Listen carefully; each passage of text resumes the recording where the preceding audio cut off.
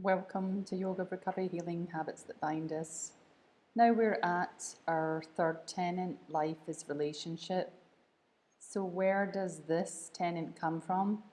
Again, our true nature is spirit. We are spirit embodied in the human condition. We've looked at the dependency that we have to air, water and food. And now that thread of that story brings us to the idea that we actually, through that dependency, have dependency also on the other. So humans are dependent on food, water, light, sound, love, and other nutrients. Our dependency on food also involves early dependency on mother or caregiver. So we are dependent on the other. And the first other is naturally and normally mother. So our tenet is life is relationship, because without being in relationship, we would not survive. So again, each tenet points to the yoga perspective, pathway, and practices that help us manifest this inherent energy in a more conscious way. So we're pointing now to Bhakti Yoga, yoga of devotion, and Karma Yoga, the yoga of selfless service. Firstly, serves more than the mother, and also generally we can witness the level of devotion the mother or parents in general have towards their children.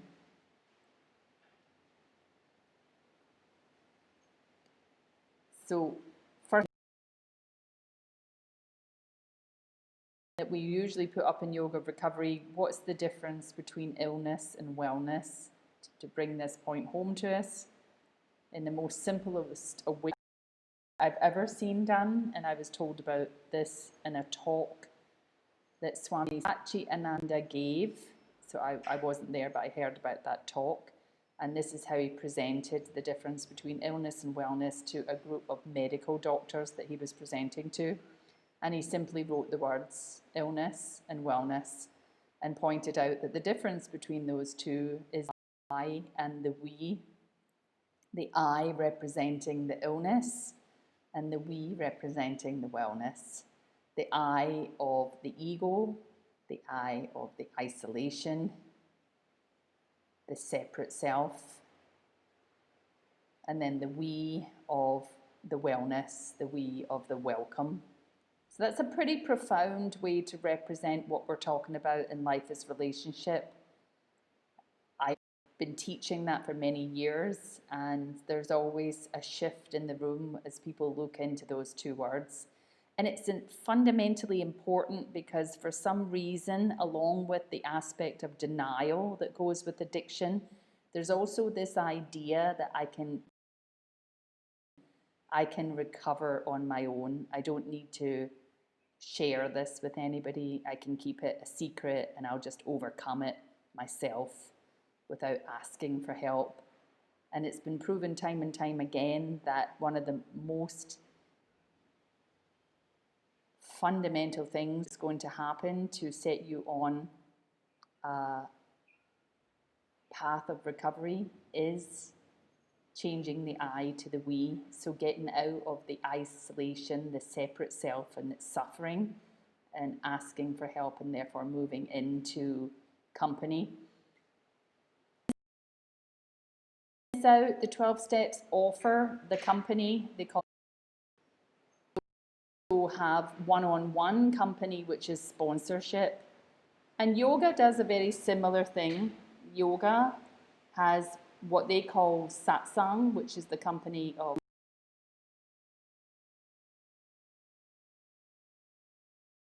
guru.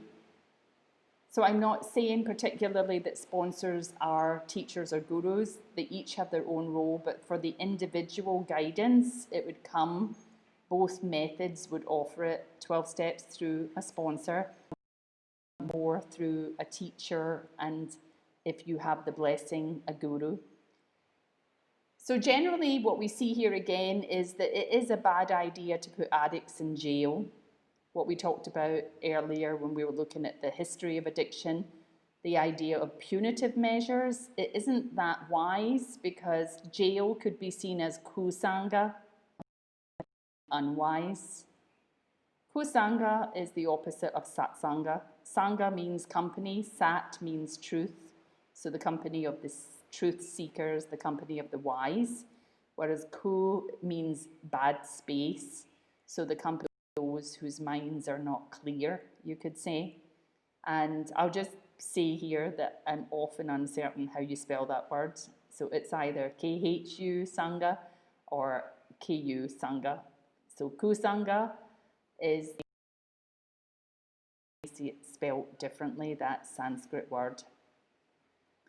Now, when I've been listening to both my own story and the story of all the people that I've met and I've taught and I've done consultations with over the years, as I listen to our stories, I do hear that people are the cause of our addiction, cause in inverted commas, but it's our narrative, and then they are also our addiction, as in the fundamental issue of codependency that seems to underlie most of the acting out behavior, that seeking for the other, the enmeshment, the enabling, all those words that go with the codependency. When you listen to the person's narrative as they tell their story, there's usually the story of the people and who did what to who and how we're unable to leave that. It's natural that we seek out the other, but if we really want to elevate ourselves out of suffering and elevate and evolve and grow and heal, then the yoga that's there for us is bhakti, and what it's saying is we have to choose the divine other.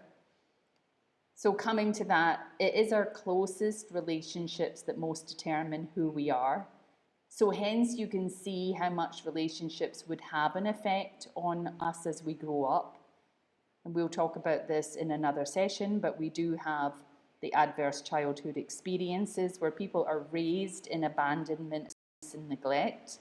So those close relationships are going to determine a lot to do with mental health and physical health in the future. And those studies are done, we have that evidence.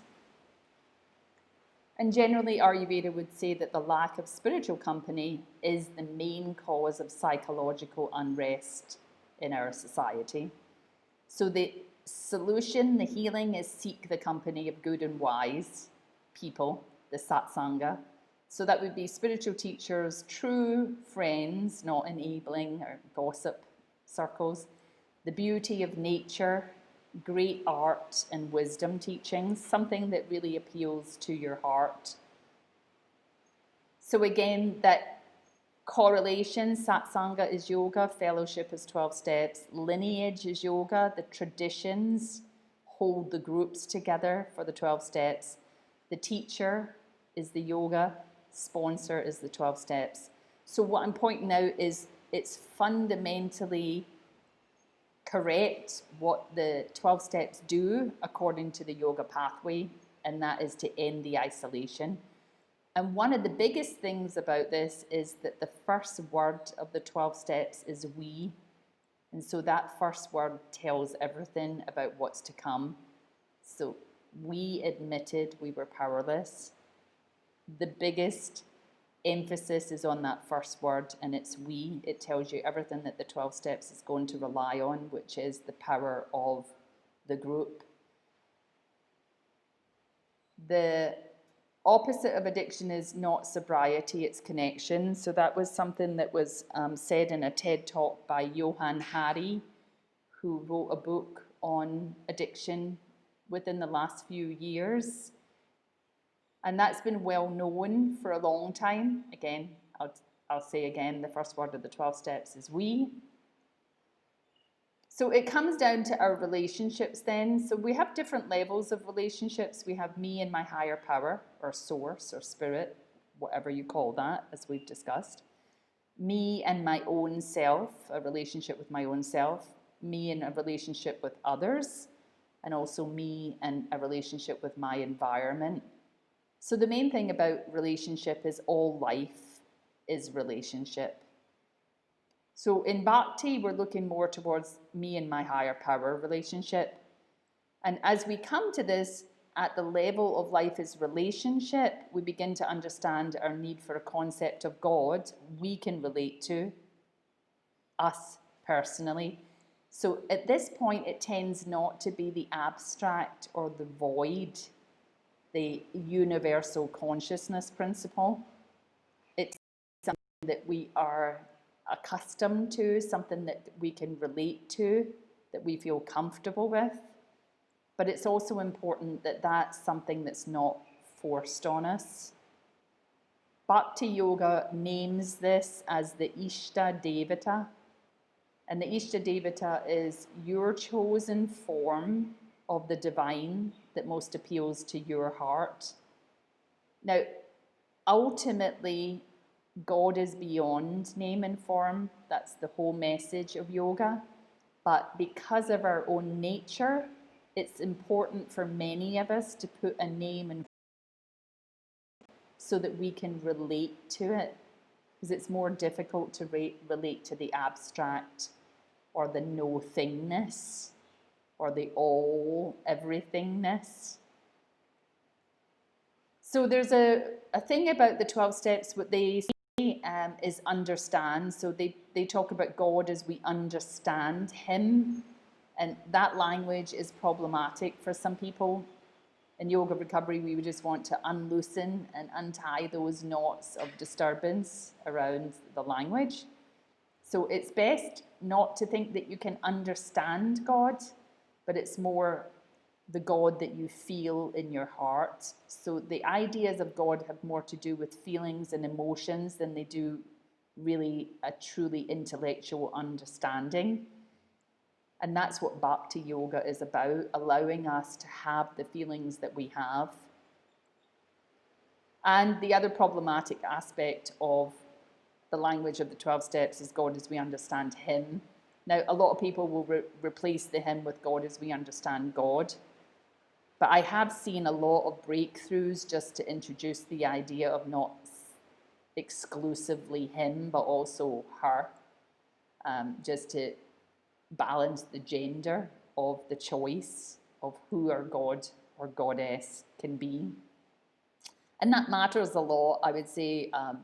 I've noticed it matters with people who have histories of sexual abuse and trauma, and also histories of rejection, maybe from a religion based on their sexuality.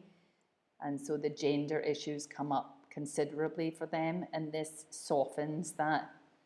So why then is choosing a form of God important? Well, again, we're just looking at our own nature, and we can see that we have a tendency to seek out the significant other, the one that matters to us. There's billions of people on the planet, but we are interested to find the one. So I've summarized it like this, that we do have a tendency to deify the other. We meet someone and we assign a lot of qualities and values to that person, but maybe then they disappoint us. They don't live up to our expectation, we could say, or who we thought they were.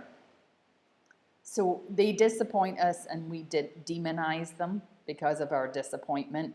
And this happens with parents, it happens with partners, friends, bosses even, teachers. And this is just a corruption of the strong desire to love and to be loved. And what I'd say here is we confuse our longing, so our first tenet, the longing for source or spirit, longing for union, we confuse that by trying to merge with the other. We could say it's the karmic other, just another human being that's got their own baggage and lessons to learn, but we try and merge with them, confusing our longing for source with our idea of belonging. And then it leads to this whole codependency, sex, love, romance, addiction, and that spectrum and continuum of issues or problems or dis-ease within that realm of our life and embodied existence. With Bhakti is that it offers us a God with qualities, so not the attributeless, not the without qualities that the out. And the whole aspect of Bhakti Yoga is saying, choose a God that most appeals to your heart. So we have to drop down out of the thinking mind and just feel into this, like a little bit towards the longing for the other. Who is that other? So again, in Life is Longing, we have established that while yoga does require a belief in the reality of consciousness, it does not demand belief in a particular form or concept of divinity. That's why yoga is a spiritual path rather than a religion. So the idea of not dictating what form of God that we believe in.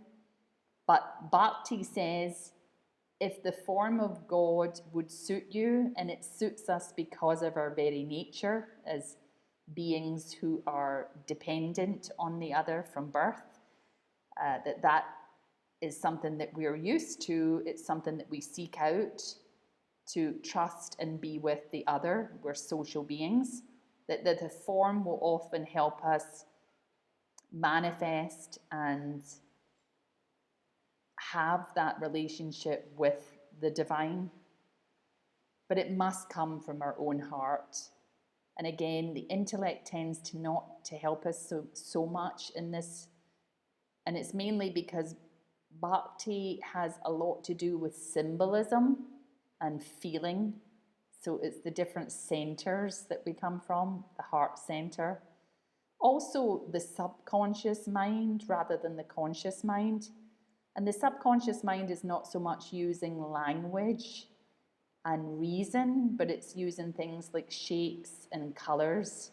And so as we look into the symbols of Bhakti, we understand Bhakti almost in a blink of an eye without the intellectual mind having to come in and reason and explain it to us. So the shapes of triangle, circle, square, the colors, and the different representations of the symbolism that we do understand almost without the conscious mind. And if you think of that, that also relates to a time when we were in our life pre-verbally. Before we had language, we still understood the world around us at that level of instinct and symbolism. So Bhakti Yoga, who is God to me? Yoga offers the classical trinity of God. So again, this is another way to say God, the generator, the operator, the destroyer, or the creator, preserver, and dissolution. And that is Brahma, Vishnu, and Shiva, the male aspects of the trinity of gods. And yoga also offers the female aspect, Saraswati, Lakshmi, and Durga. And again, that has been a big opening, a big softening for people that I've been teaching for over a decade, that when we introduce that to them, you see them sigh of relief that then that's maybe more accessible to them, the female aspect, or even just the aspect that there are those different qualities to God, the generator, the operator, the destroyer. The female aspect, the goddess, also the Shakti, is the active principle. And so again, it does help to overcome the gender obstacle as the God as we understand him. And people are usually happy to have this conversation. So making a comparison of Bhakti Yoga and the 12 steps, here's that statement again. Yoga requires a belief in the reality of consciousness, not the belief in a particular concept of divinity. And that's said very nicely from my teacher, David Frawley. Yoga grants us complete freedom in choosing whatever form of God most appeals to our heart. So again, trying to leave the mind and all its reasoning and intellectualizing behind and just being at that heart space. Our chosen form of the divine to worship is the Ishtadevata. And again, not understand, which is what comes up in step 3, but what you feel in your heart. So some of the language around the 12 steps that is speaking of Bhakti Yoga is God as we understand him. Again, it could be God as we understand God. God, personal to us, who was love, superhuman strength and direction. The 12 steps specifically ask us to choose your own conception of God. They are not dictating what form your higher power should take. They mention he disclosed himself to us. And that's an aspect that they're very keen to talk about within Bhakti, is that they say that God will appear in the form close to the devotee's heart. So if you are a devotee of Krishna and you have a spiritual experience, it's likely that you would see Krishna rather than Jesus Christ, for instance. But remember, what we're saying is God is beyond name and form, but the way it will image into us is the form that we've held to over the years of our devotional practices.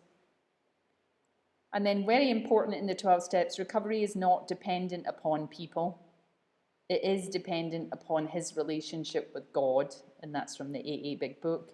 So again, even although life is relationship, we do get into difficulties if we think the primary relationship is between ourselves and other people.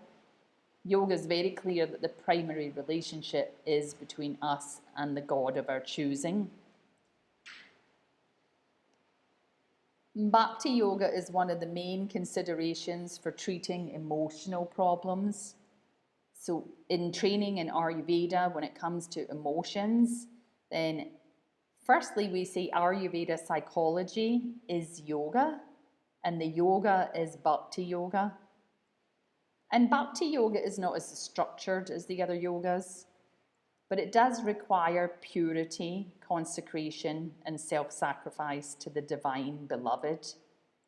It's maybe not as a disciplined practice with prescribed steps, but it does require that connection. So ultimately, it's about the development of divine love, and that happens through surrender to God, service, seva, ritual, things like puja and other rituals, chanting, kirtan, mantra, which is reciting the divine names, usually more quietly, inwardly, and also devotional meditation. So Bhakti Yoga is an important tool of psychological healing. Most of our psychological pain and suffering revolves around relationship problems. And that would be something that you want to pay attention to, because one of the things to notice about this is you cannot abstain from relationships. So therefore, we have to put our relationships in order. And both yoga and Ayurveda and the 12 steps would say the way to do that is form a relationship with the divine beloved, and then relate to other people as if they are representing that divine beloved to you in an embodied form on a daily basis, so that you can love and serve beyond the personal, the personality, the karmic issues between you. But unfortunately, we live in a culture that does not understand the role of devotion and may be inimical to the idea. I can say anonymity, but I can't say inimical. We have reduced love almost entirely to sex. And that certainly is so like the level of media that most of us are subjected to. it's a big aspect of relationship these days, the sexualization of relationship. So generally when it comes to Bhakti Yoga, the client or we have to be open to it at our own personal and cultural level. So we're not trying to impose something upon people. So it depends what you're attracted to, basically. So Bhakti is about devotion. We're introducing devotion as a principle of relationship. So if you don't want to have a God conversation, oftentimes we'll talk about what are you devoted to in your life? And people will say, and you can hear it in their story, that they're devoted to their parents or their partner, or their children, their community, maybe even humanity and nature for those of like seva and activism personalities. And that's what Bhakti Yoga rests upon, a personal connection. And it is to the deity, but not as an external God, but the deity, the God within our own hearts, which is the inner self, which is the self of all. And so to practice Bhakti Yoga, we must create our own personal relationship with God.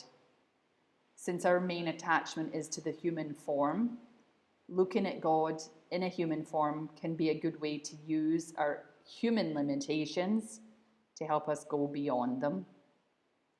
And I've learned that in that succinct, approachable way from David Frawley, and that particular piece comes from Yoga and Ayurveda course, which is available on his website, VedaNet. It's a very good course, a good way to study deeper into yoga and Ayurveda. It's an advanced course. So here we have an aspect, and I heard Swami Kashi speak about this when I was in the Shivananda ashram in the Bahamas, and it was a very succinct way that he told of what we're teaching about in Yoga of Recovery Life is relationship, that the emotions are the mobilizing force of samskara. Samskara, the imprints, the deep grooves left on the subconscious mind by the experiences that we've had. And generally, the yogis tell us we are a slave of our passions and our desires, emotions, and attractions.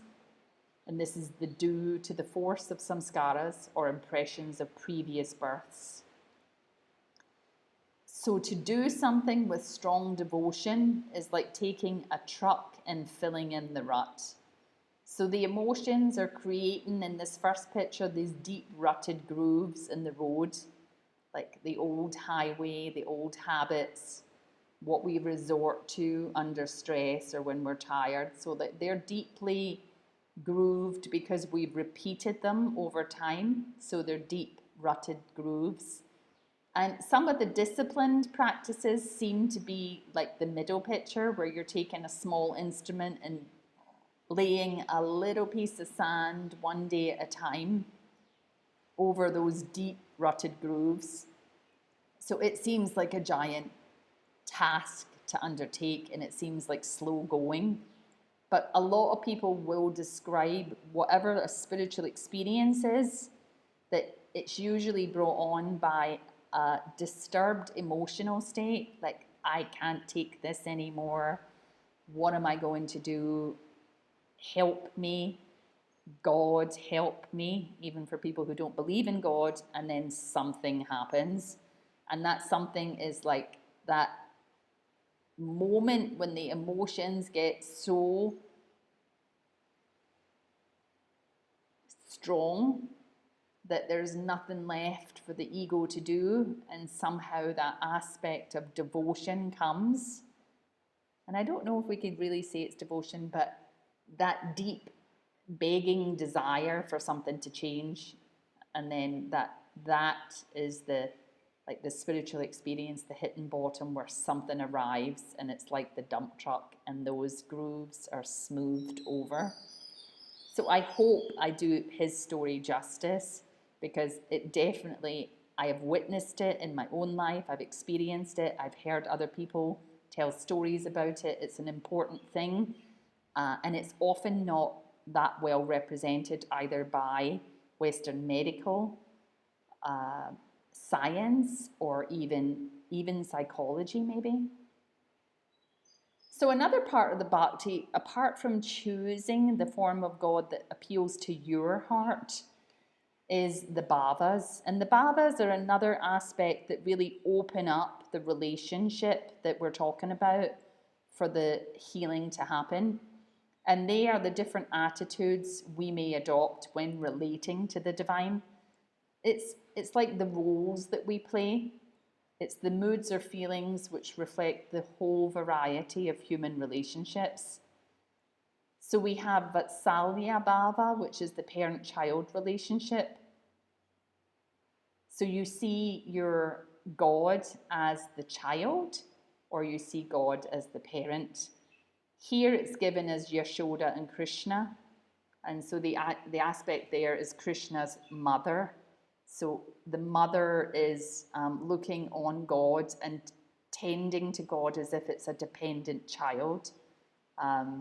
So with all the love, care, concern, and total devotion that you would give to a dependent child, that's how you treat the relationship with God. But also, probably more from a Christian perspective, is that, you know, Jesus is talking about God as the Father and Mary as the mother, and that devotion. So either way, parent-child, child-parent. Then you have Dasya Bhava.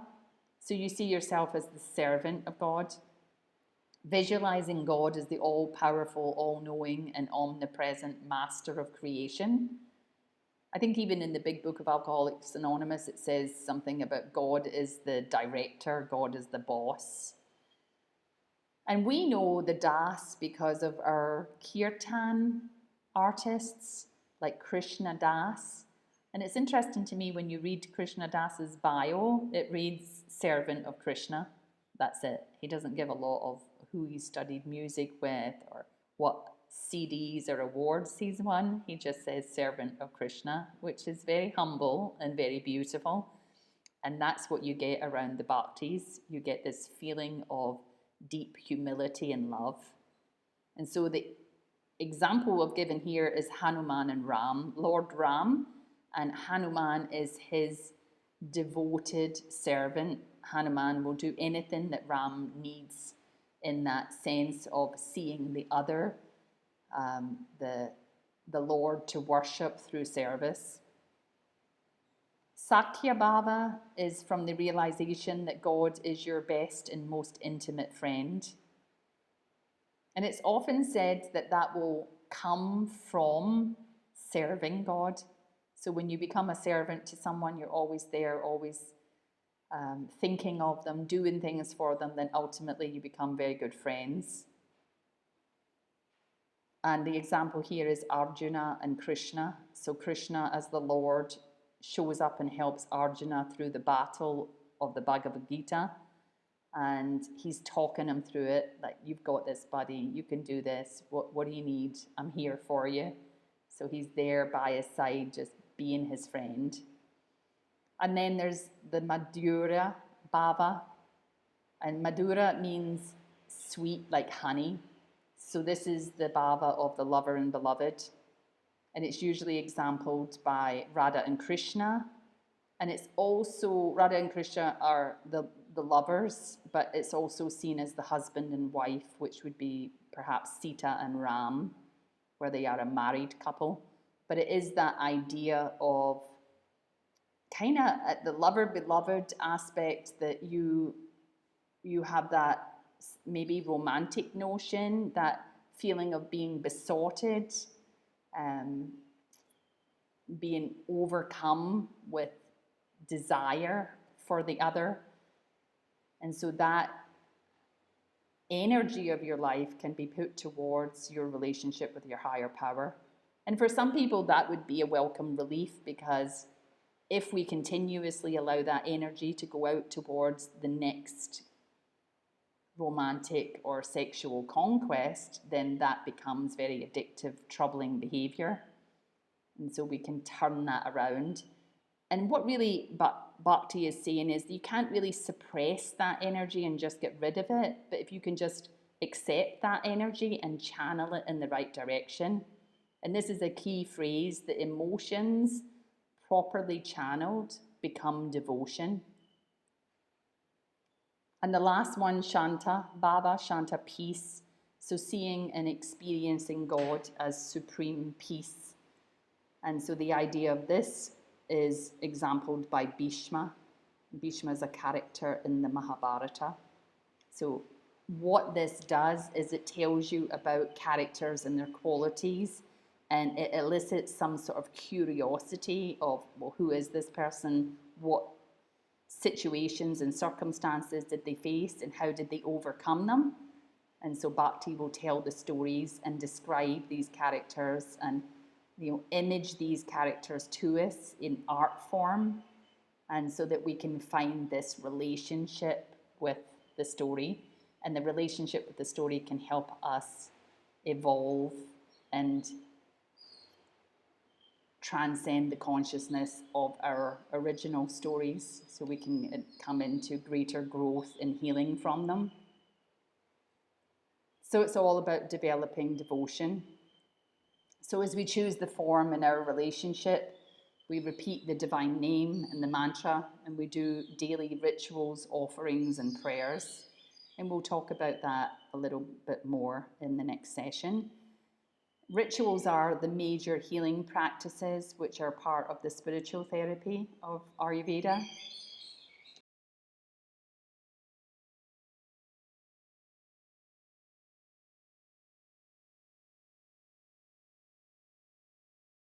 We have worship of deities, and these deities are the product of profound spiritual psychology.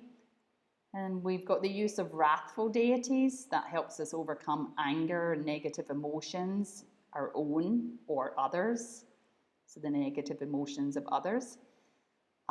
Benefic and peaceful deities that help calm our minds, promote contentment, awaken our deeper spiritual and creative powers. And then you can also meditate on the deity as your true self, but you've imaged this beyond the limited ego aspect of yourself. Again, the bhava is the relationship aspect, so seeing God as your father, mother, beloved, husband, wife, friend, Lord. Revering divine qualities also, like truth, love, peace, and contentment. Again, those divine qualities are described to us in the stories of the bhakti. And then prayer and mantra, supplications for love, guidance, help, learning to communicate with God and really our own inner self. Coming to life as a relationship, where we've landed now is that we've identified our two base attachments, and those are food and people. Abstinence is often the proposed solution when the addiction relates to drugs or alcohol, but it's not a viable proposal for our issues with people and food. So to be alive, to be here living the embodied existence, we must be in relationship with food and people. Otherwise, we would starve, and no person is an island.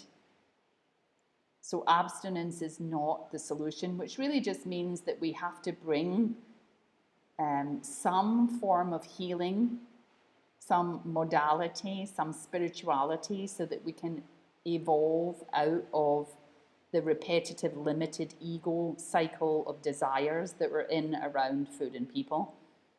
In Yoga of Recovery, we summarize this by saying Yoga of Recovery is bringing three very important additions to our recovery pathway: the body, the breath, the bhakti.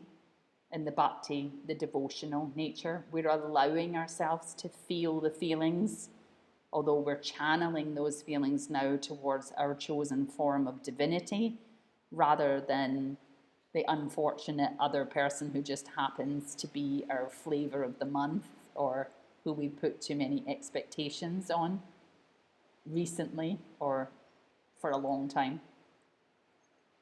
Okay, so Bhakti, all about relationships. We've talked in this session about our relationship with higher power, source, spirit. That's what mostly Bhakti is about. We also mentioned that we'd look at the relationship with my own self, others, and my environment, because all of life is relationship. And what we have with the me and my own self is Ayurveda's constitutional model. I found that to be useful. I recognized myself in the description of the constitution, and I relate that to potential as well as pathology, which really helped me, that I'm not just a label of a pathological state of addiction, but I am someone who has the potential to grow. Me and others, again, the Ayurveda constitutional model helps us be aware of the elemental principles of air, fire, water types at different levels of consciousness and mental tendencies. And I call that relating it back to principles before personalities. And then me and my environment, Ayurveda's seasonal guidance, that Ayurveda through the stages of life, the seasons of life, the times of day. And I cover all of this in the yoga recovery portion that's called Between the Mat and the Meeting, which is where I focus more on the Ayurveda for addictions. So for this yoga recovery healing habits that bind, I'm concentrating on the 6 tenets, and the 6 tenets concentrate on the 4 paths of yoga. Basically, Ayurveda is the science of life. All life is relationship, our relationship with the 5 elements, nature, animals, and we talk about that more in the Ayurveda Between the Mat and the Meeting. So the summary of the life is relationship so far, our dependency on food involves early dependency on mother, the caregiver. I know some people are not raised by their biological mother, so all of us have a caregiver. Our first source of nourishment and nurture are the caregivers.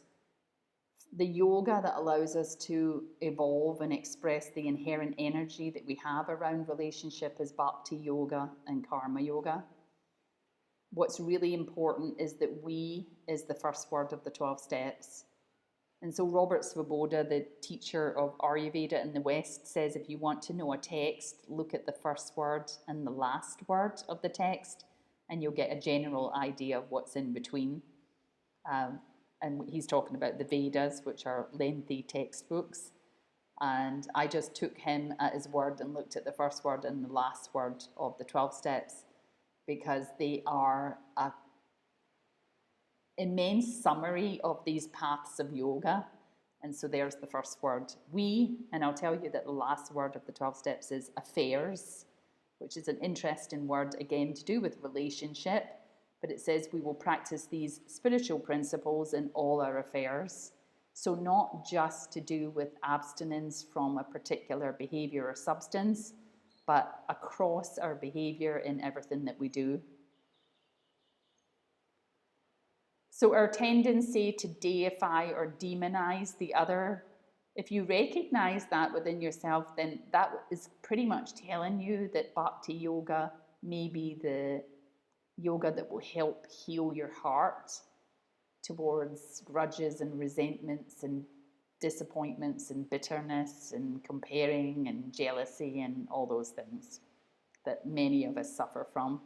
Maybe even just the loneliness of abuse, abandonment, and neglect is what we need the Bhakti to heal and soothe and calm the heart. Again, because of that tendency to deify the other, and they're just a karmic being, so they'll disappoint us, then that is because of our confusing our longing with belonging. The Ishtadevata is what we choose as the ideal for us, what appeals to our heart. So I often say, don't choose no miserable God when it comes to Bhakti Yoga, because that would just be dumb. Why would you do that? Choose a God that makes your heart sing, that makes your heart happy, that puts a skip in your step. That's who God should be. God should light up your heart, bring a smile to your face.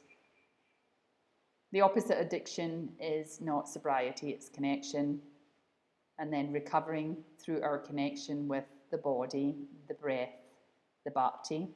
Of course, the body and breath came up in life as prana, with asana, the body, pranayama, the breath. And now with bhakti, one of the main practices is to put the mantra on the breath. So each inhalation and each exhalation becomes repetition of the name of your beloved. And so you create a great vibrational resonance of connection and calm through the use of mantra. So recovery, connection through the body, the breath, the bhakti. And here, closing out this session, we're going to come back to another session on life as relationship to cover a little bit more of some of the beautiful practices of Bhakti Yoga. But here are some session questions. If you can cover those to see that you have picked up what this session was about. Om Namah Shivaya.